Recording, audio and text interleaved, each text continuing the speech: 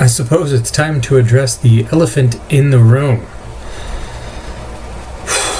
How did I get to 380 pounds? I've been reflecting on this a lot the last few years. I think I should break it into 3 chapters, though. What I ate, when I ate, and activity.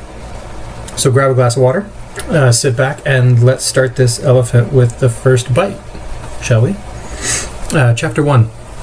What I ate, also known as Sugar, Why Do You Hurt So Good?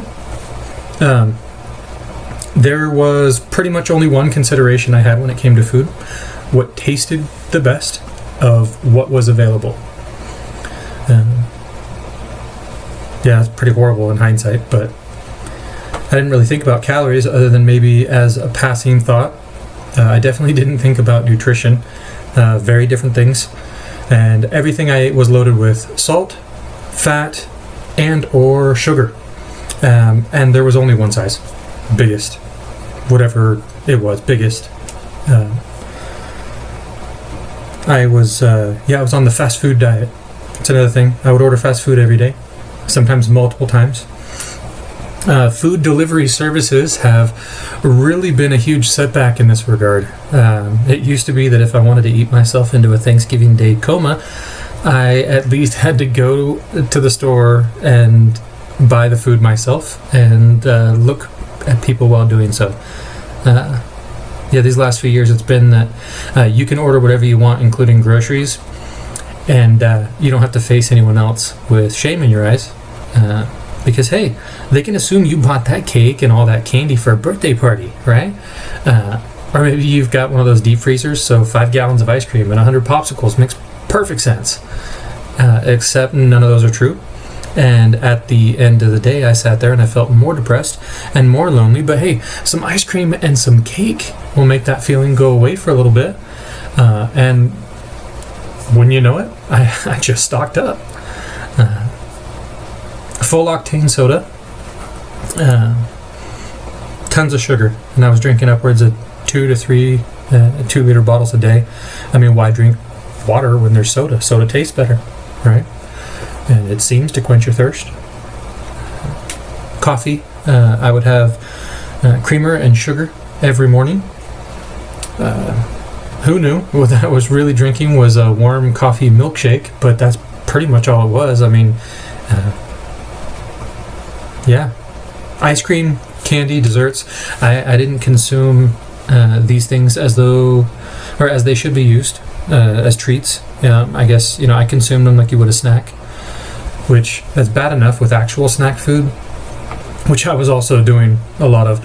But with something like desserts, that's a critical failure on my part.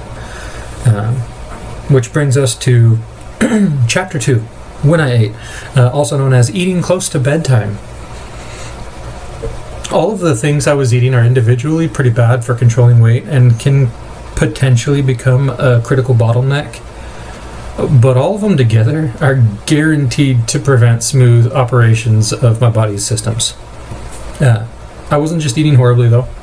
I also managed to fall into the habit of often eating a couple thousand calories shortly before going to bed. This is probably the biggest challenge for me even still, because I find comfort in food. And I got into the routine of trying to fill an emotional void with sugar, salt, and fat. Lonely? Just eat a gallon of ice cream, John. But better make sure you have a TV show or a movie on so you aren't forced to face it. At least not without distraction. Tired? Just grab a soda. Grab some sugar. Grab some coffee. Don't think about the inevitable diabetes you're charging towards. And depressed? It's been a rough week. Why not drown that steak in butter with a small side of an entire package of bacon, John? After all, you've earned it, haven't you? Haven't you? You've earned every pound of fat, every sleepless night with acid reflux, every sore joint, every aching back, and every new piece of clothing you had to buy to cover up your shame. But go ahead and lift that spoon, John. Aren't you happy now?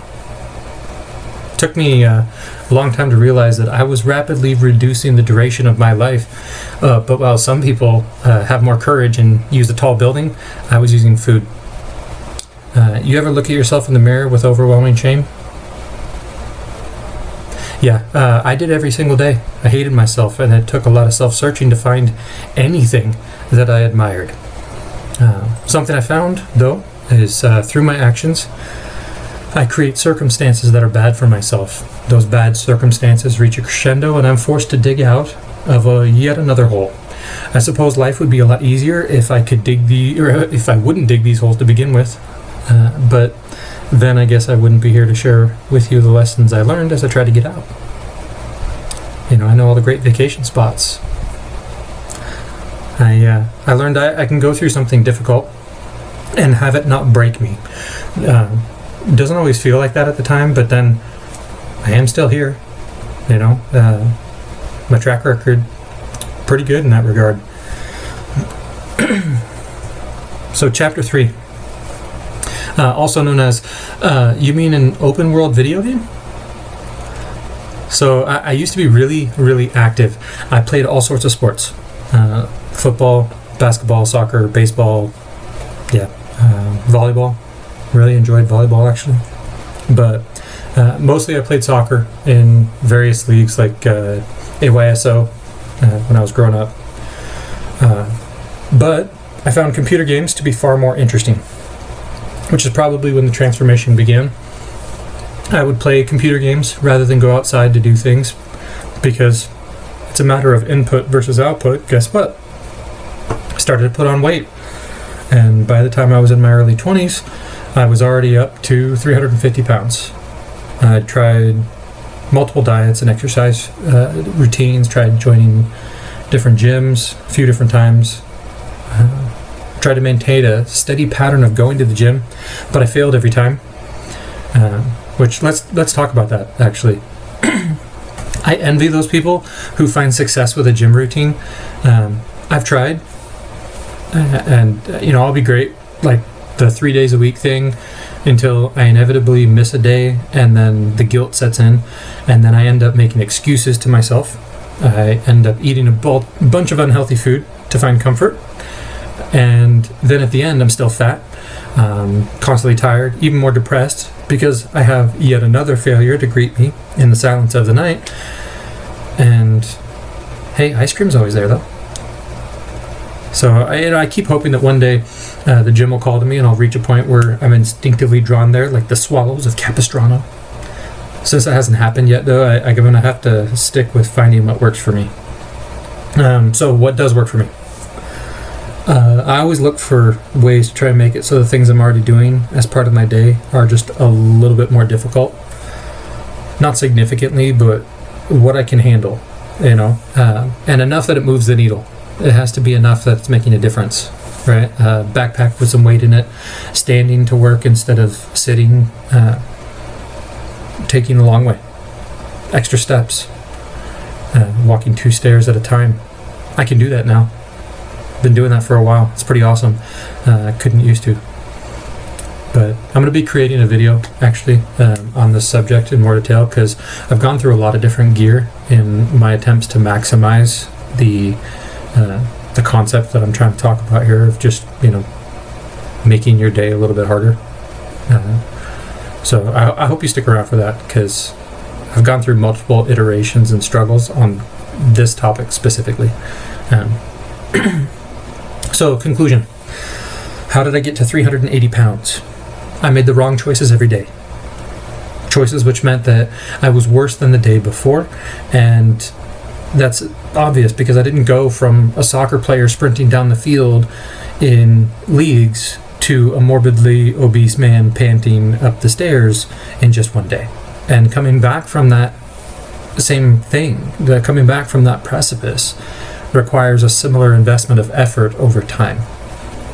So I had to change my attitude and approach to things. I had to make better choices today to give tomorrow the best chance for success. My older sister actually gave me some advice years ago. It goes along the lines of take the time when you're strong to prepare for those times when you will be weak. I loved it at the time, but the more I try to live the spirit of this, the more deeply it resonates and means to me. I will prepare now by being better than I was yesterday. I'm going to do more and learn more, become a better friend, a better brother, a better son. I will purposefully and mindfully embrace my flaws as opportunities for reflections and growth. I will be better than yesterday's me, and I believe you can be too. Thanks for hanging out with me today. I hope you stick around because you're pretty awesome. I think you have the potential to even surprise yourself.